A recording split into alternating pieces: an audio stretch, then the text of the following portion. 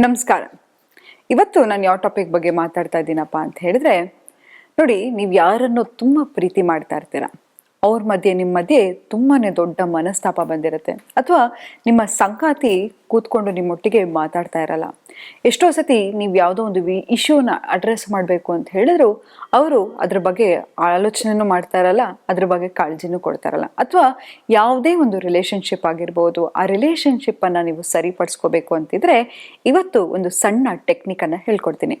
ಈ ಟೆಕ್ನಿಕ್ ಏನಪ್ಪ ಅಂತ ಹೇಳಿದ್ರೆ, ನೋಡಿ, ನಾನು ಹೇಳ್ತಾನೆ ಇರ್ತೀನಿ, ಪ್ರತಿಯೊಂದು ಸಂಬಂಧ ಕೂಡ ಕಾರ್ಮಿಕ್ ರಿಲೇಷನ್ಶಿಪ್ ಆಗಿರುತ್ತೆ, ಅಥವಾ ಯಾವುದೋ ಒಂದು ಸಂಬಂಧ ನಮ್ಮ ಜೀವನದಲ್ಲಿ ಯಾಕಪ್ಪ ಬರುತ್ತೆ ಅಂತ ಹೇಳಿದ್ರೆ, ನಮ್ಮ ಜೀವನದಲ್ಲಿ ಏನೋ ಒಂದು ಪಾಠವನ್ನು ಕಲಿಸ್ಲಿಕ್ಕೆ.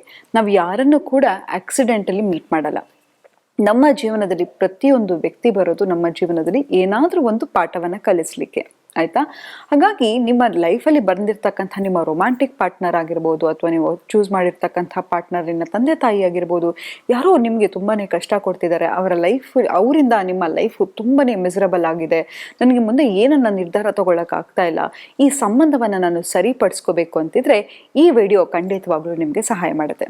ಇದು ಏನಪ್ಪ ಅಂತ ಹೇಳಿದ್ರೆ, ಇದು ಒಂದು ಸಣ್ಣ ಮೆಡಿಟೇಷನ್ ಟೆಕ್ನಿಕ್ಕು. ಈ ಟೆಕ್ನಿಕ್ಕಿಂದ ನಿಮ್ಮ ಮತ್ತು ಆ ವ್ಯಕ್ತಿಯ ಒಂದು ಸಂಬಂಧ ತುಂಬಾ ಇಂಪ್ರೂವ್ ಆಗುತ್ತೆ. ಇದನ್ನು ನೀವು ಯಾರಿಗೆ ಬೇಕಾದರೂ ಮಾಡ್ಬೋದು. ನಿಮ್ಮ ಬರೀ ರೊಮ್ಯಾಂಟಿಕ್ ಪಾರ್ಟ್ನರ್ ಅಲ್ಲ, ಆಫೀಸಲ್ಲಿ ನಿಮ್ಮ ಬಾಸ್ ನಿಮಗೆ ತುಂಬಾ ತೊಂದರೆ ಕೊಡ್ತಾ ಇರ್ಬೋದು, ಅಥವಾ ಯಾರು ನಿಮ್ಮ ಮಾತನ್ನು ಕೇಳ್ತಾ ಇರಲ್ಲ, ನಿಮ್ಗೆ ಏನೋ ಒಂದು ವ್ಯಕ್ತಪಡಿಸ್ಲಿಕ್ಕೆ ಇಷ್ಟ ಇರುತ್ತೆ, ಏನೋ ಮಾಡ್ಲಿಕ್ಕೆ ಇಷ್ಟ ಇರುತ್ತೆ, ಆದರೂ ಆ ವ್ಯಕ್ತಿ ನಿಮಗೆ ತುಂಬಾ ತೊಂದರೆ ಕೊಡ್ತಾ ಇದ್ರೆ ಈ ಟೆಕ್ನಿಕ್ಕಿಂದ ನೀವು ಮಾಡೋದ್ರಿಂದ ಯಾವುದೇ ತರಹ ಒಂದು ಮಿಸ್ಅಂಡರ್ಸ್ಟ್ಯಾಂಡಿಂಗ್ ಇದ್ರೂ ಕೂಡ ಅದು ರಿಸಾಲ್ವ್ ಆಗುತ್ತೆ. ಇದನ್ನು ಹೇಗಪ್ಪ ಮಾಡೋದು ಅಂತ ಹೇಳಿದ್ರೆ, ಸಿಂಪಲ್. ನೀವು ಯಾವ ಜಾಗದಲ್ಲಿ ತುಂಬಾ ಕಂಫರ್ಟಬಲ್ ಅನ್ಸುತ್ತೆ, ಯಾರು ನಿಮಗೆ ತೊಂದರೆ ಮಾಡದೇ ಇರ್ತಾರೋ, ಅಥವಾ ಯಾರೋ ಬಂದು ಮಧ್ಯದಲ್ಲಿ ಮಾತಾಡ್ಸೋದಾಗಿರ್ಬೋದು, ಯಾರು ಎಲ್ಲೂ ಮಾಡಲು ಒಂದು ನಿಶಬ್ದವಾದ ಒಂದು ಜಾಗದಲ್ಲಿ ಕೂತ್ಕೊಳ್ಳಿ.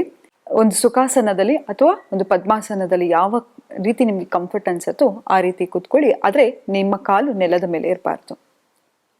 ಕಂಫರ್ಟಬಲ್ ಆಗಿ ಕೂತ್ಕೊಳ್ಳಿ. ಮೊದಲನೇದಾಗಿ ನಿಮ್ಮ ಶೋಲ್ಡರ್ಸನ್ನು ರಿಲ್ಯಾಕ್ಸ್ ಮಾಡಿ. Close your eyes. ನಿಮ್ಮ ಎರಡೂ ಕಣ್ಣುಗಳನ್ನು ನಿಧಾನವಾಗಿ ಮುಚ್ಚಿ.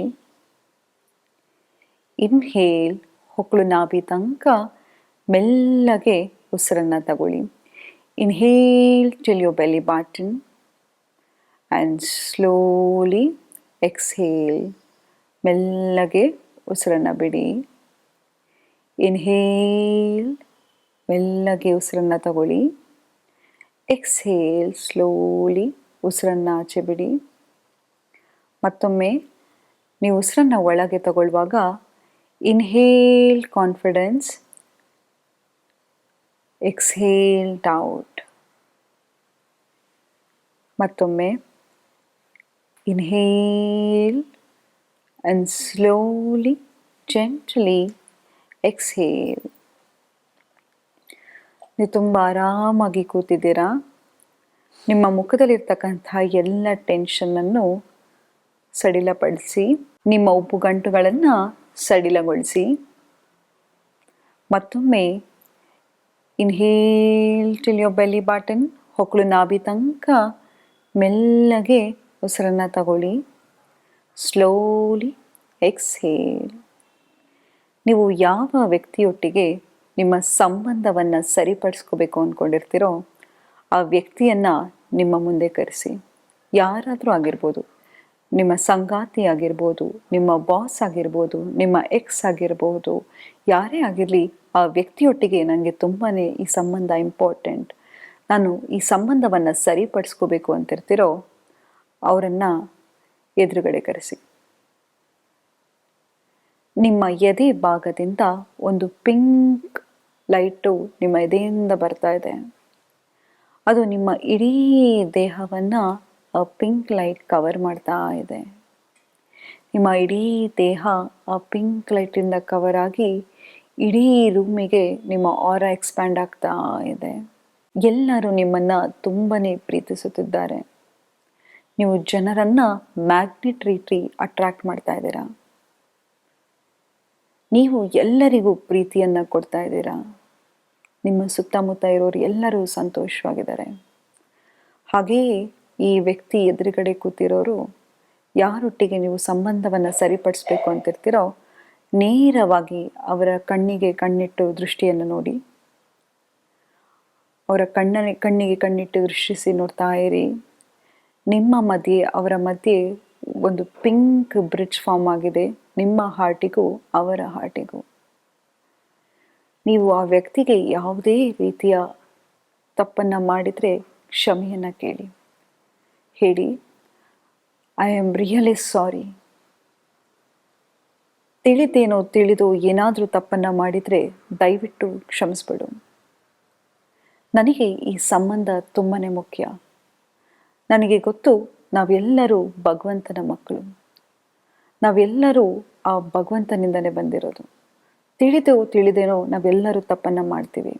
ಹಾಗಾಗಿ ನೀನು ಮಾಡಿದ ತಪ್ಪನ್ನು ನಾನು ಕ್ಷಮಿಸ್ತೇನೆ. ನಾನು ಮಾಡಿರ್ತಕ್ಕಂತಹ ತಪ್ಪನ್ನು ನೀನು ದಯವಿಟ್ಟು ಕ್ಷಮಿಸು. I am sorry. Please forgive me. I love you. ನಾನು ನಿನ್ನನ್ನು ತುಂಬಾ ಪ್ರೀತಿಸ್ತೇನೆ. ನಾನು ನಿನಗೆ ತುಂಬಾ ಥ್ಯಾಂಕ್ಸ್ ಹೇಳಲು ಇಷ್ಟಪಡ್ತೀನಿ. ಯಾಕಂತ ಹೇಳಿದರೆ ನನ್ನ ಜೀವನದಲ್ಲಿರ್ತಕ್ಕಂತಹ ಎಲ್ಲ ಕರ್ಮ ಆಗಿರ್ಬೋದು, ಪಾಠ ಆಗಿರ್ಬೋದು, ಅದನ್ನು ನೀನು ಕಲಿಸೋಕ್ಕೆ ಹೆಲ್ಪ್ ಮಾಡಿದೆ. ನಿನ್ನಿಂದ ಎಷ್ಟೋ ಪಾಠವನ್ನು ನಾನು ಕಲ್ತಿದ್ದೀನಿ. ಅದಕ್ಕಾಗಿ ನನ್ನ ಜೀವನಕ್ಕೆ ಬಂದಿದ್ದಕ್ಕಾಗಿ ತುಂಬಾ ಥ್ಯಾಂಕ್ಸ್. ಈ ಕೂಡಲೇ ಈ ಕ್ಷಣದಿಂದಲೇ ಈ ಸಂಬಂಧವನ್ನು ನಾನು ಸರಿಪಡಿಸುತ್ತಿದ್ದೇನೆ.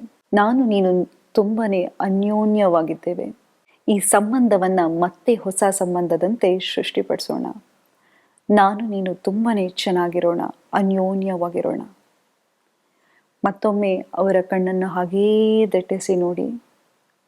ಮತ್ತೊಮ್ಮೆ ಹೇಳಿ, ಐ ಆಮ್ ಸಾರಿ. ದಯವಿಟ್ಟು ನನ್ನನ್ನು ಕ್ಷಮಿಸು. ನಾನು ನಿನ್ನನ್ನು ತುಂಬಾ ಪ್ರೀತಿ ಮಾಡುತ್ತೇನೆ. ನನ್ನ ಜೀವನಕ್ಕೆ ಬಂದಿದ್ದಕ್ಕೆ ತುಂಬಾ ಥ್ಯಾಂಕ್ಸ್. ನಾವೆಲ್ಲರೂ ತಪ್ಪನ್ನು ಮಾಡ್ತೀವಿ. ಹಾಗಾಗಿ ನಾನು ಮಾಡಿರ್ತಕ್ಕಂಥ ತಪ್ಪನ್ನು ಕ್ಷಮಿಸು. ನೀನು ಮಾಡಿರ್ತಕ್ಕಂಥ ತಪ್ಪನ್ನು ನಾನು ಕ್ಷಮಿಸ್ತೇನೆ. ನಮ್ಮಿಬ್ಬರ ಮಧ್ಯೆ ಕೇವಲ ಪ್ರೀತಿ ಮತ್ತು ನೆಮ್ಮದಿ ಸದಾ ಇರುತ್ತೆ. ಈ ಕೂಡಲೇ ನಾನು ಈ ಸಂಬಂಧವನ್ನು ಸರಿಪಡಿಸುತ್ತಿದ್ದೇನೆ. ಹೀಗೆ ನಿಮ್ಗೆ ಎಷ್ಟೊತ್ತು ಹೇಳಬೇಕು ಅನ್ಸುತ್ತೋ ಬರೀ ಒಳ್ಳೆ ವಿಷಯವನ್ನು ಮಾತ್ರ ಹೇಳಿ, ಯಾವುದೇ ಕಾರಣಕ್ಕೂ ಕಂಪ್ಲೇಂಟ್ ಮಾಡೋದಾಗಿರ್ಬೋದು ಅಥವಾ ಏನೋ ನೆಗೆಟಿವ್ ಯೋಚನೆಯನ್ನು ಮಾಡಲಿಕ್ಕೆ ಹೋಗಬೇಡಿ. ಹಾಗೆ ನಿಮ್ಗೆ ಎಷ್ಟು ದಿನ ಮಾಡಬೇಕು ಅನಿಸುತ್ತೆ, ಮಿನಿಮಮ್ 20 ಡೇಸನ್ನು ಇದನ್ನು ಮಾಡಬೇಕು. ಎಷ್ಟೋ ಜನ ಸಂಬಂಧ ಹಾಳಾಗಿರೋದಾಗಿರ್ಬೋದು ಅಥವಾ ಬ್ರೇಕಪ್ ಆಗಿರ್ಬೋದು ಅಥವಾ ಗಂಡ ಹೆಂಡತಿ ಬೇರೆ ಆಗಿರೋದನ್ನು ಕೂಡ ಈ ಮೆಡಿಟೇಷನಿಂದ ನಾನು ಸರಿಪಡಿಸಿದ್ದೀನಿ. ಹಾಗಾಗಿ ಯಾವತ್ತೂ ತಿಳ್ಕೊಳ್ಳಿ, ಪ್ರತಿಯೊಂದು ವೈಬ್ರೇಷನ್. ಈಗ ನಂಗೆ ನಿಮ್ಮ ಕಂಡ್ರೆ ಇಷ್ಟ ಇಲ್ಲ ಅಂತ ಹೇಳಿದ್ರೆ ನಾನು ಹೇಳೋದೇ ಬೇಕಾಗಿಲ್ಲ, ಆಯಿತಾ? ನಿಮಗೆ ಗೊತ್ತಾಗ್ಬಿಡುತ್ತೆ. ಹಾಗೆ ಪ್ರತಿಯೊಬ್ಬ ಮನುಷ್ಯನ ಆಲೋಚನೆಗೂ ಒಂದು ಶಕ್ತಿ ಇದೆ, ಒಂದು ವೈಬ್ರೇಷನ್ ಇದೆ. ಹಾಗಾಗಿ ನೀವು ಯಾರೊಟ್ಟಿಗಾದರೂ ಸಂಬಂಧವನ್ನು ಸರಿಪಡಿಸ್ಬೇಕು ಅಂತಿದ್ರೆ ಅವರಿಗೆ ಇನ್ನೂ ದ್ವೇಷ ತರೋದಾಗಲಿ, ಕೆಟ್ಟ ಮಾತಲ್ಲಿ ಬೈಕೊಳ್ಳೋದಾಗಲಿ ಇರಲಿ ಅಥವಾ ಇನ್ನೊಂದು ಮತ್ತೊಂದು ಮಾಡೋದ್ರ ಬದಲು ಈ ಮೆಡಿಟೇಷನನ್ನು ಮಾಡಿ ಖಂಡಿತವಾಗ್ಲೂ ನಿಮ್ಮ ಮತ್ತು ಆ ವ್ಯಕ್ತಿಯ ಸಂಬಂಧ ಅದ್ಭುತವಾಗಿ ಆಗುತ್ತೆ.